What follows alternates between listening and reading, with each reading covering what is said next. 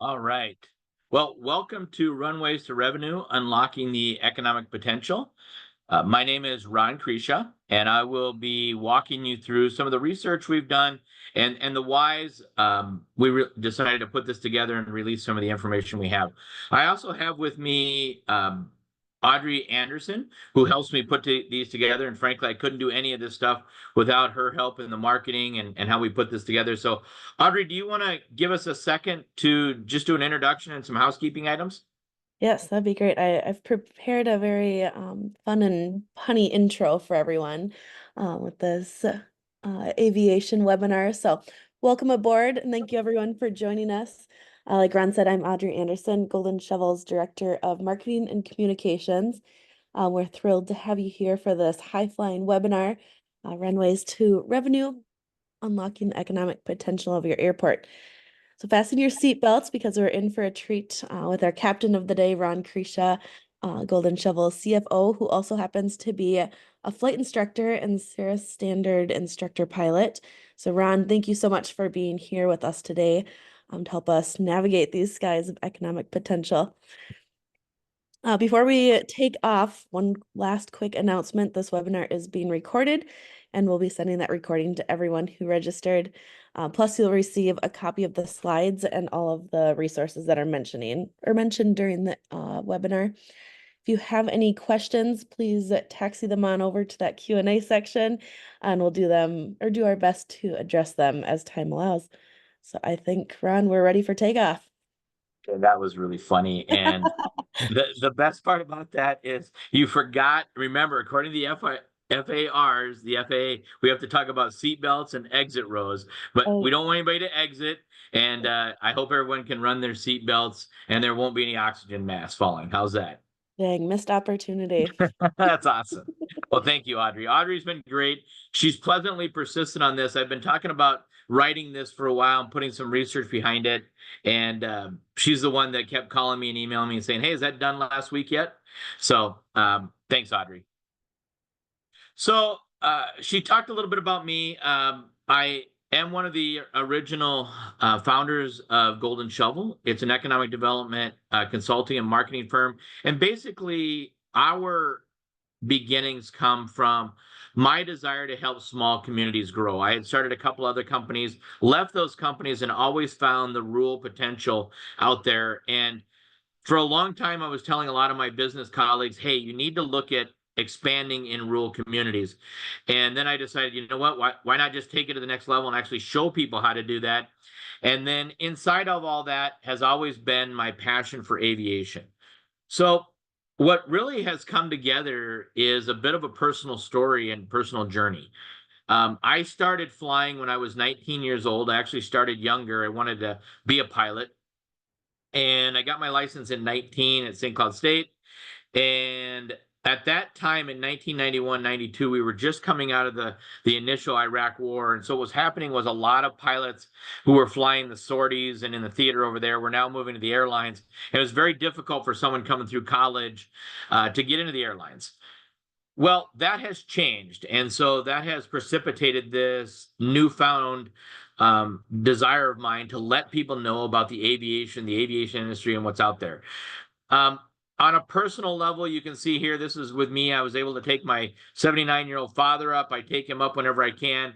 And just taking him up, allowing him to enjoy the freedoms of aviation, it's just one of the great joys.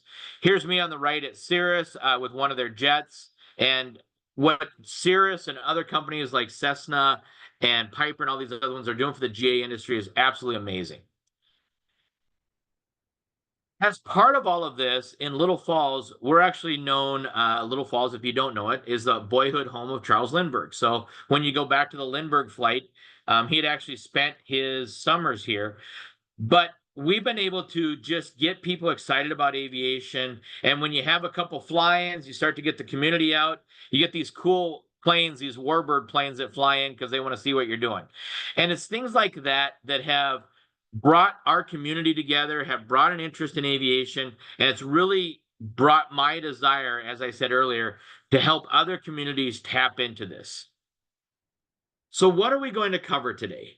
Well, give you a little bit more introduction, talk about the economic impact, and then we're going to talk about some case studies, some success stories, airport organization and funding, some of the general aviation challenges that are out there, and then I'll give you some ideas and strategies for maximizing the impact of your local airport.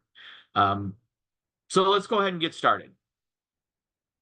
So why airports?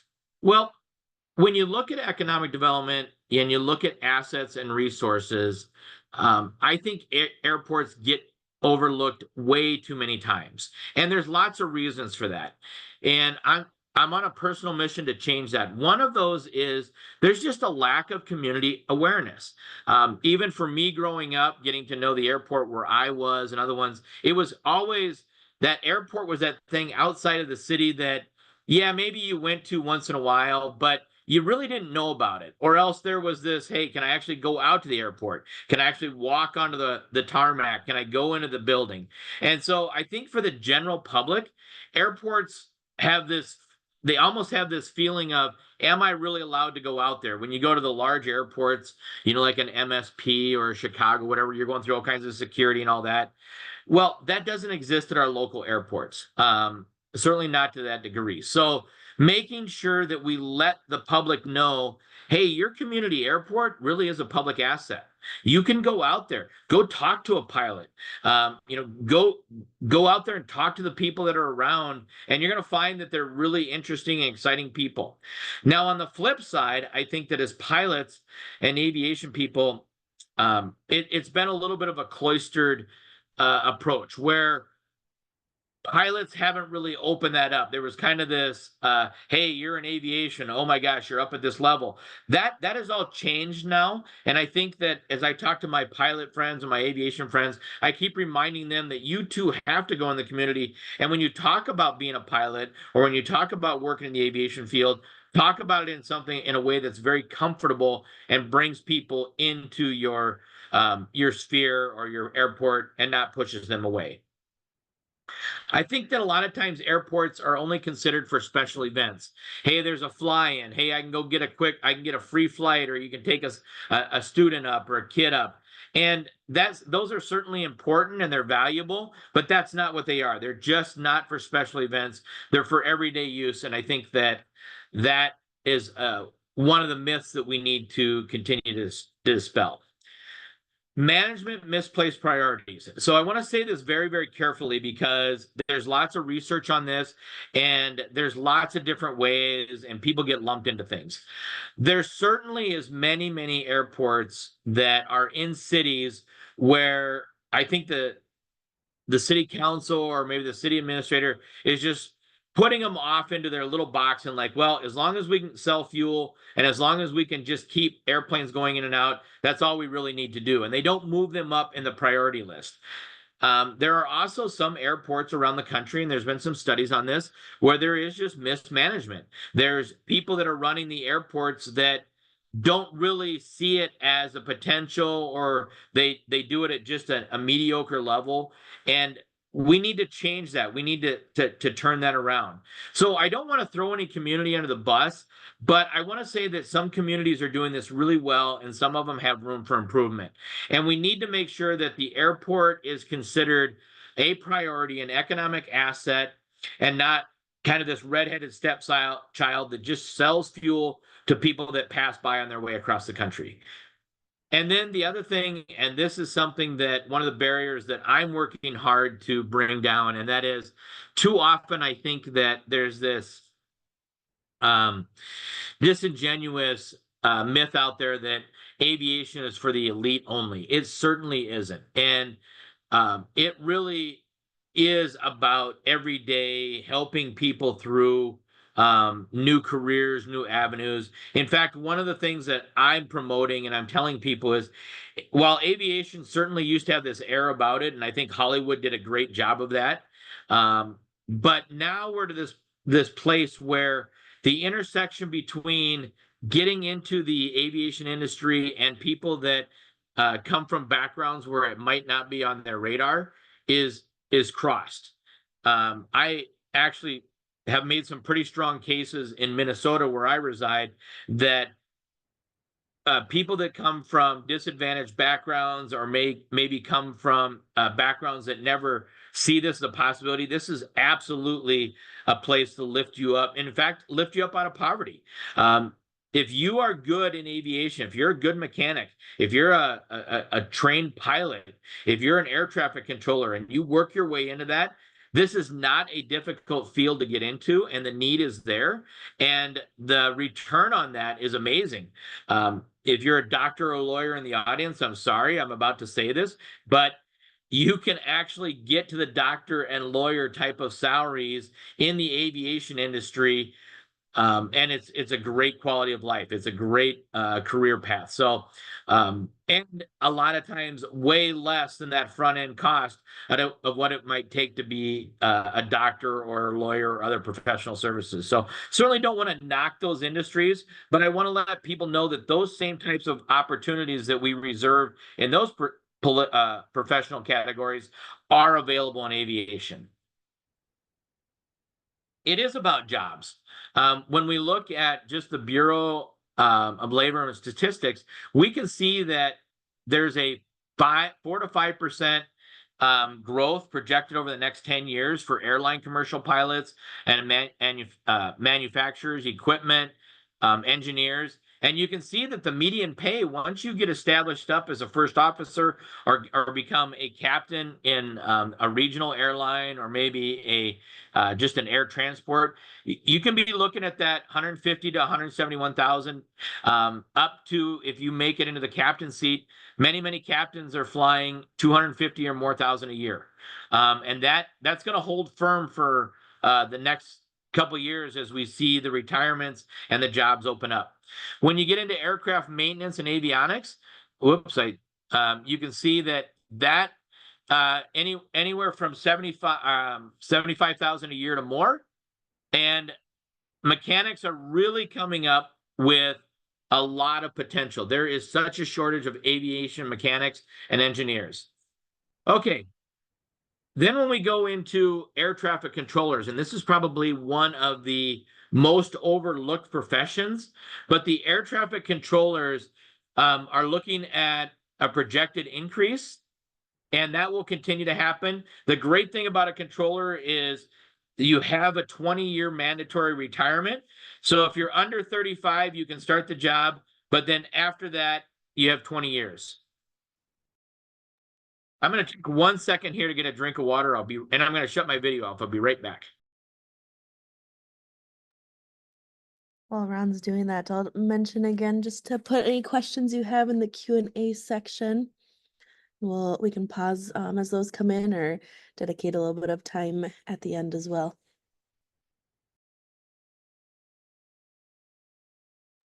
Okay, thanks, Audrey. Whew, I was talking a bit too fast, and that's my reminder to slow down.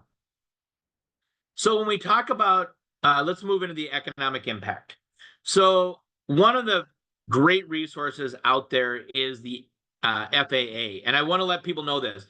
People don't use them enough. They're promoting, they're putting information out. If you go to YouTube, they have a great community education series, and you can look at all the benefits of aviation. But looking nationally, general aviation contributes to over 150 billion annually and supports approximately 8 million jobs. That's 5% of the GDP, and that's in the civilian aviation. When you add it all together, it can be at the state level up to 20% of the GDP for that state. So this is not something to just shirk at. There is a tremendous amount of economic impact in aviation. Airports create a ripple effect into the community's community economy. So one of the things that, if you look here, you can see these are states that are starting to grow their economies with the help of their airports. Of course, Oklahoma is a big one because you have the FAA located there and a lot of things happening. But other states are starting to recognize this. The other thing that I want you to notice here is there's still some activity on the coast, but in the Midwest, this is a gapping hole and opportunity for flight schools, aviation mechanic shops, education, partnering with colleges. All of that is ripe to happen. In fact, I can tell you from personal experience as a flight instructor and somebody that works with Cirrus, we have a lot of students moving in that come to us from California, Arizona, Utah. They're coming in because they cannot get access to examiners and flight schools because the coasts are so busy. So they're actually moving into these areas. So if you're in the central part of the US, and you have a nice airport and a nice community, Madison, South Dakota, they run a great little flight school, and they're outside of a community, probably 2,000 people, right outside of Sioux Falls. In Little Falls here, we're a community of 8,000 with a really fast growing flight school. So you will find that there's a tremendous amount of opportunity in these rural areas, unlike what they've seen in the past for aviation. And by the way, Audrey, if there's a question that pops up, don't be afraid to flag me. When we look at aviation services, it's not just about the flight schools, and it's not just about transportation. We have medical companies, we have agriculture aviation, we have charter services, as I mentioned, flight schools and maintenance. We're also seeing the drones and the unmanned capabilities going there. You take drone training, and that goes into search and rescue, that goes into agriculture and precision spraying. So the aviation world is really just starting to really blossom and take off. So we do have a question before you move on. Yeah, go ahead. Someone asked, what about airports that specialize in handling freight, like FedEx, for example? Do they represent unique opportunities and challenges? Are there other special purpose airports that represent unique opportunities as well? Yes, that's a great question. And the freight and the cargo operations, the great thing about that is you may have a FedEx or a UPS or an Amazon that's getting into these larger terminals, but they also need feeder programs. So like out of Bemidji, Minnesota, there's Bemidji Air, and there's some other ones, and they'll run King and Queen Airs, which are just small freight planes that are feeding into those larger operations. So that whole moving freight is really an opportunity for airports and communities to look at how you might set up a freight shop or a freight regional in your area to try to offer those feeders into the bigger system. So certainly that's one to look at for a community. And then one other question. There's a Yeah, lot of activity with aerospace startups and developments in biofuels, et cetera. Can you yeah. speak to the opportunities there? So say the question again. I heard the biofuels. There's a lot of activity with aerospace startups and developments in Yeah. biofuels. Can you speak to the opportunities there?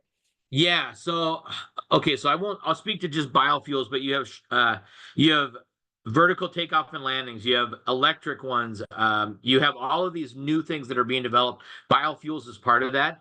I what I would say is when I do my economic development consulting and strategy around the country, everybody wants to talk about aviation and the aeronautics and what opportunities, and everyone wants the next great cutting edge aerodynamic company.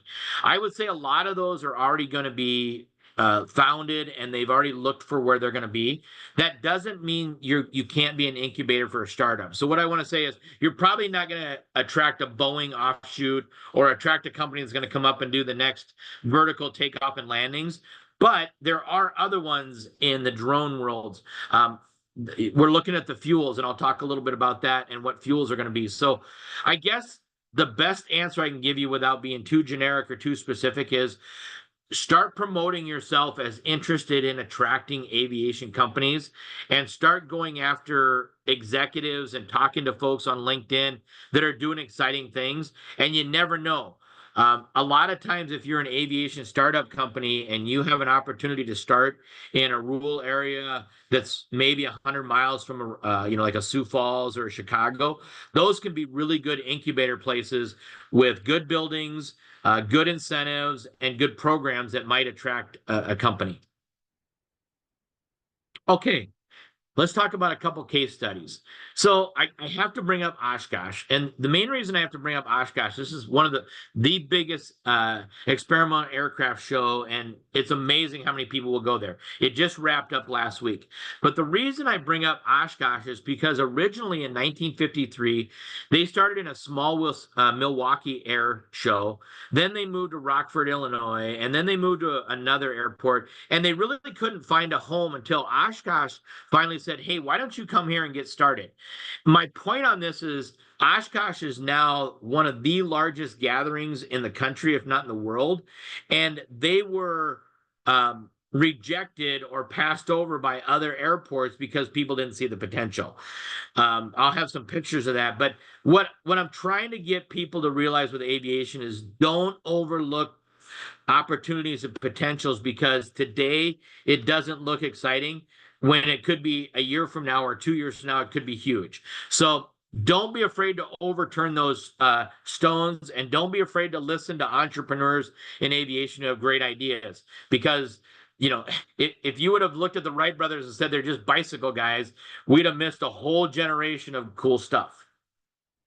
Alexandria, Minnesota is another great example. They're a resort community, and they bring a lot of traffic in. People come to their cabins, and their tourists flock to them. So again, here's another great way to look at how your airport is going to feed into your community. When you look at Oshkosh, I mean, look, Rockford, Illinois could have had this, a couple other ones. I mean, if you fly in there, it's absolutely amazing, and what it does for the community is just fantastic. Okay, so I'm going to start to get into airport organization and funding, and I don't want to get over my head on this. I'm going to talk in some broad things, but before I do this, I want to call out some other resources. For example, there's a really great engineering firm in Minnesota, Bowling Engineering, and they work with small cities, they work with rural airports, they know the funding. So don't be afraid to reach out to some of these really good experts.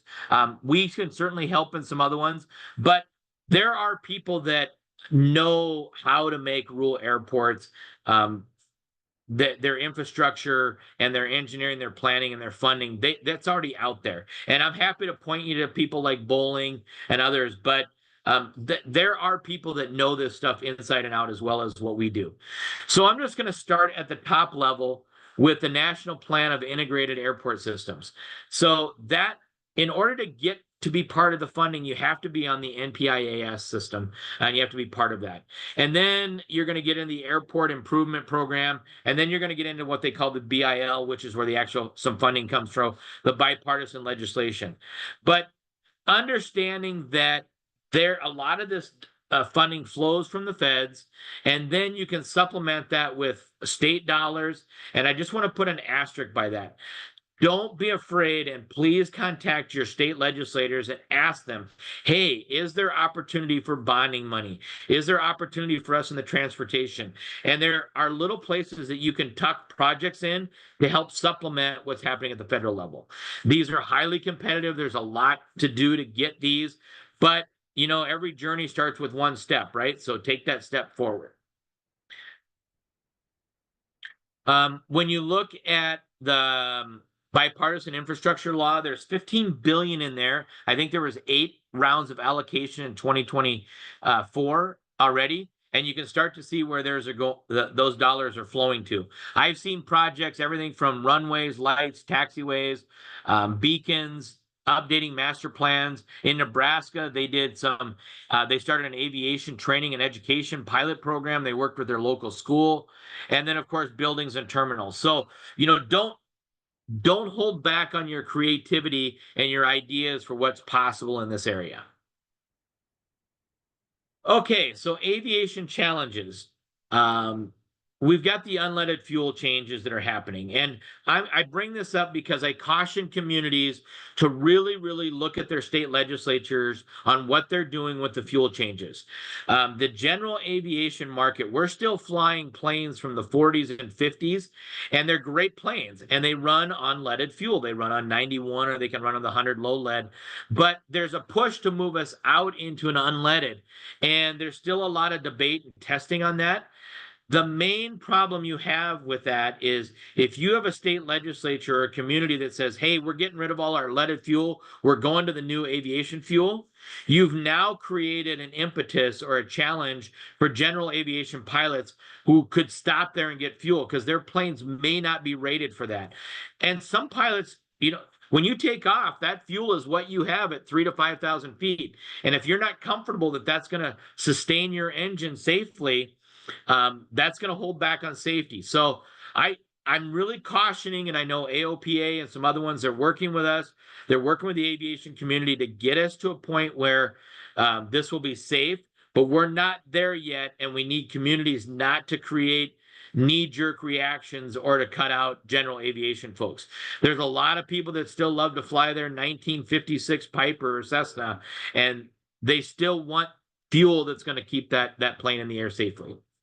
Workforce shortages. Talked about that. I can't talk about that enough. This is an opportunity to get the kids that are in 9th and 10th grade right now starting to look for those aviation careers, because within 5 to 6 years they could be in there and setting their career up. There's a declining general aviation awareness. We're working hard, like every other industry, to keep people moving in this and to keep people talking about aviation. Drones and unmanned, that's a whole new world. Just this year, the FAA approved drone swarms, or you can have groups of drones that will spray fields. So a farmer can now run their own drones rather than having to bring a sprayer in or other agricultural services. So there's going to be a little push and pull as we figure that out. But you can really get precision spraying with these drones and not have that overspray into other fields that we fight in some of the spraying that's happening now. Modernization. The aviation world is moving very fast, whether it's the unmanned, the new fuels, the electric. All of that is creating the need for new, young thinkers to rethink these problems and help us solve what's going forward. Education and training needs. I'm pushing really hard to help get aviation into the high schools. We want to get these transportation hubs going. We want students to look at transportation, whether it's over-the-road trucking, commercial driving, or aviation flying and maintenance. We want them to look at those fields to keep our infrastructure and our transportation hubs moving across the country. And then the other thing, and this is why you're at this webinar, I hope, and that is building those community relations. We have to bring the barriers down. We have to get aviation people at the city councils. We have to get city council members out to the airports, and we have to get people to see the power of this aviation revolution that's in front of us. Ron, I'm going to pause you for a second. We've got a couple comments and a question. All right, go. So Chris says he attended the OSH last week, and they said there's a $107 million economic impact. Another comment, some of our local airports have land available to lease or sell. World War II airports transferred to the city or county. Right. And they have been successful in attracting non-aviation businesses with 10 to 25 employees, where the owner is a pilot and wants the business at an airport. Right. This brought tax revenue from buildings, equipment, and jobs, as well as supported aviation services at the airport. And then Pause on that one for just a second. That is a great point, and I'm glad it was brought up because I would have glossed over it.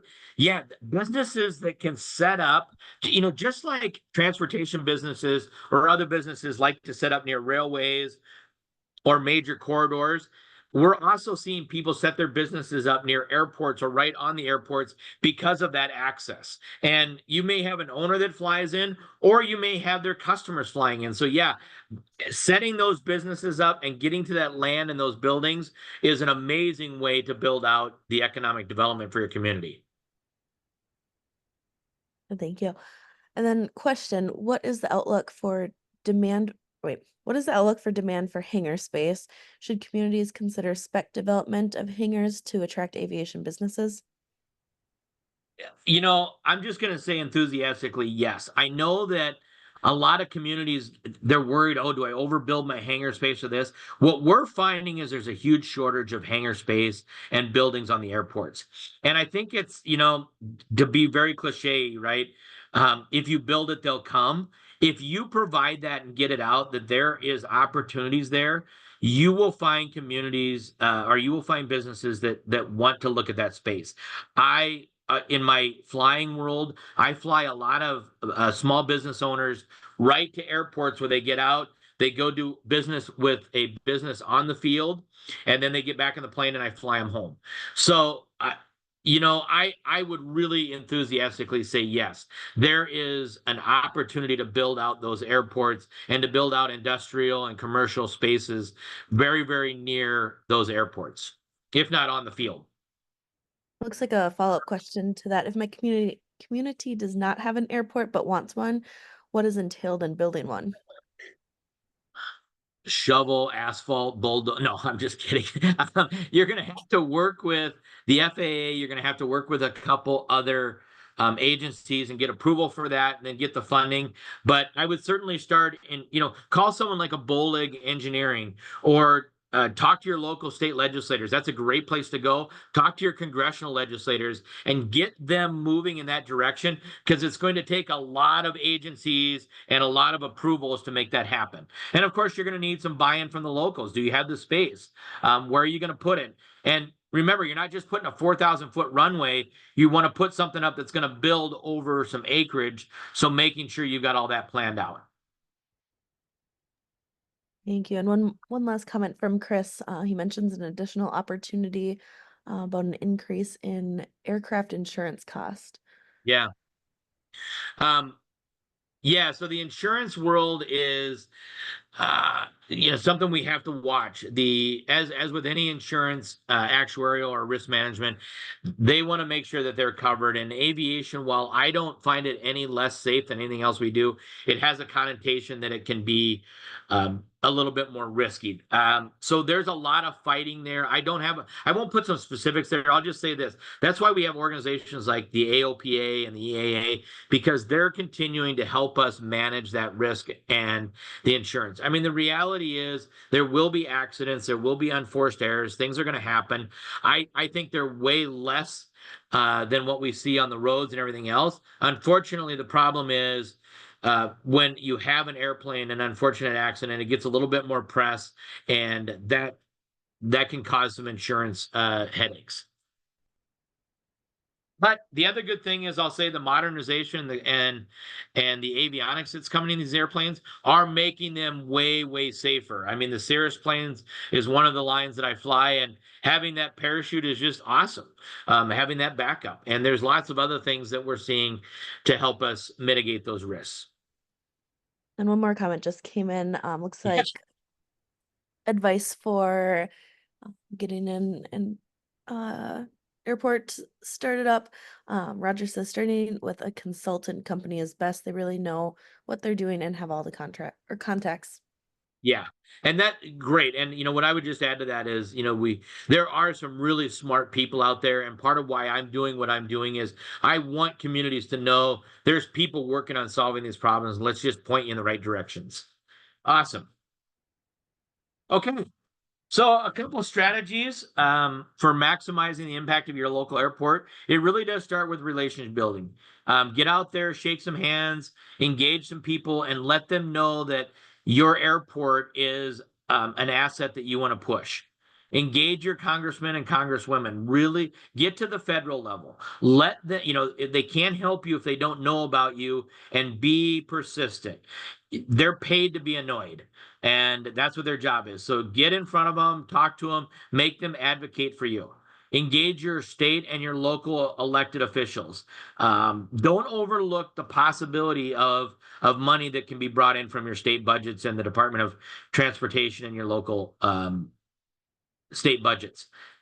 Visit your airport. My goodness, bring people out there. Have a meet and greet. Bring food. People love to go where there's food. So throw some hot dogs and brats on a grill, or whatever. Have a local catering company, but get people out there. Get them to see the airport in action, and then invite your aviation members to do the same. Go out, talk to the aviation pilots, the mechanics, the people that are running the fixed base operations, the FBO, and have them meet with your social organizations, your Kiwanis, your exchange clubs, your Lions, and have them talk about what's going on. Build that enthusiasm. Assess your economic impact. You can find out how much your airport is bringing and what you could build that out over a couple years. Build an awareness strategy. Share those success stories. Do some social media marketing. It's Audrey and I know this well. After you get something moving, then you got to tell everybody. You got to set your humility aside and you got to shamelessly promote until people say, "I get it. The airport's awesome." Execute the plan and host an event. Host some events and get those kids out there and get people seeing the really cool things that can happen. Don't leave out the high school kids. My goodness, I've seen, you get kind of squirrely ninth and 10th graders who are unsure of themselves, but boy, you get them out at the airport and they'll run to planes that they can fly in and get rides. So start to pique that interest. So how can we help? Well, one of the things that we do when people engage us is we can do 3 days on the site. We can do some stakeholder interviews. We can do a community survey. Not unlike what you're going to see with other folks like engineering firms and all that. We're just letting people know that we help that as well, or we'll help steer somebody to an engineering firm like a Bolig. Opportunity identification. Let's see what's out there. And then let's talk about growth strategies and recommendations. So when we do strategies and consulting with communities, the first thing we do is we come in and we find out what the enthusiasm level is. And then we start to find out where people can talk about these opportunities more, and then how we really just turn up the noise and amplify. Other things that we've done is 12-month aviation marketing strategy. Let's build that in to your economic development plan. Let's post some articles promoting the community. Let's do 12 months worth of social media. There's events that are going to happen on a regular basis. Let's get that scheduled so that you don't wake up on a Monday morning and go, "Oh my gosh, what do I got to talk about?" The wake up and makeup strategy never works. So we get that planned out. Video ideas, video scripts. I'm sure you've got local video folks, or we can help direct them, but show that story in a video. Create your social media package, create your digital ad campaign, and then use the drones, make some really cool stuff. Don't be afraid to shamelessly promote how great you are. Everybody else is, so you may as well jump in.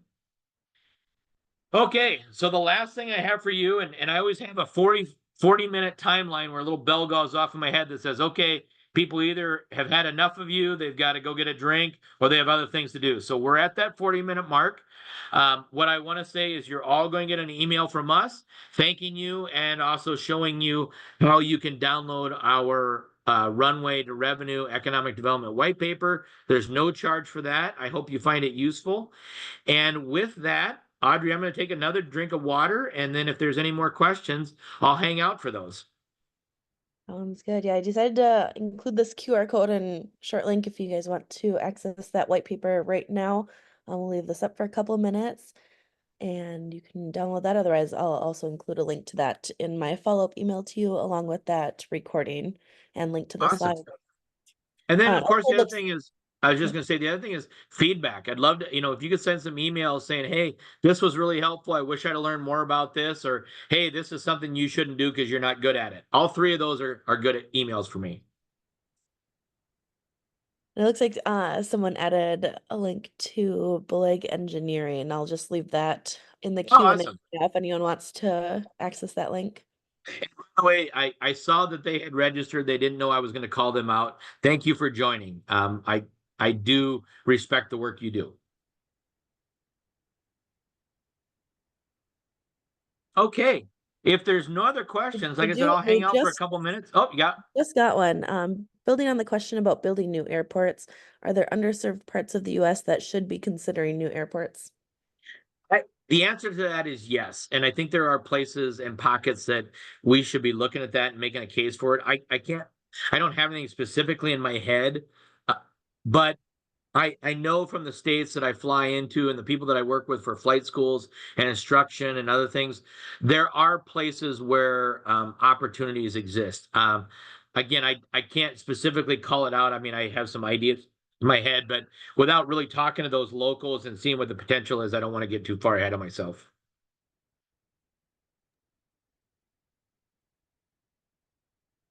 Okay. That's all we've got for now. If we want to give it maybe 30 more seconds, if anyone wants to quick type a question in. Otherwise, Yeah, I guess the last thing I would just say is thank you everyone for joining. We had, I think, up to 35 people or so, and just, help me evangelize and get the message out. This is really a labor of love as well as a passion. So thanks everyone. thank you so much, Ron, for sharing all of your expertise. And like Ron said, thank you all for being here. We did just get another question. Can Okay. you share capital campaigns that have worked to build regional airport terminals? The best way I could do that is if we go out and look at what's been allocated and some of the awards that have won. I think I would recommend go out to the FAA, go out and look at the plans and the money that's been allocated. Those are the best capital ones that have been successful. And just do a little research. And what I would do is when you see one that was really successful or someone that received an allocation, don't be afraid to call them and just say, "Hey, how did you do it? What was your process?" So I don't have any right off the top of my head, and I don't want to promote any without doing the right research.